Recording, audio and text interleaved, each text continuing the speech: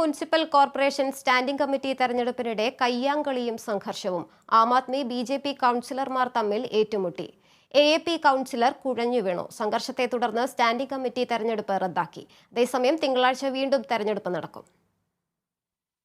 Municipal standing കമ്മിറ്റിയിലേക്കുള്ള അംഗങ്ങളുടെ തെരഞ്ഞെടുപ്പിൽ mayor ഒരു വോട്ട് അസാധുവായി പ്രഖ്യാപിച്ചതാണ് സംഘർഷത്തിന് വഴിവെച്ചത്. മേയർ ഷെല്ലി ഒബ്രോയുടെ പ്രഖ്യാപനത്തിന് പിന്നാലെ ബി.ജെ.പി കൗൺസിലർമാർ വോട്ടെണ്ണൽ തടസ്സപ്പെടുത്തി.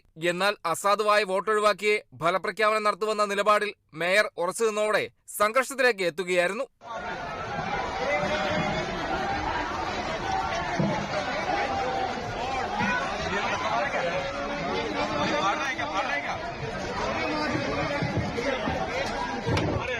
അംഗങ്ങൾ പരസ്പരം ചെരുപ്പും കുപ്പിയും വലിച്ചെറിഞ്ഞു. കയ്യാങ്കളിക്കിടെ എ.പി കൗൺസിലർ കുഴഞ്ഞു വീണു.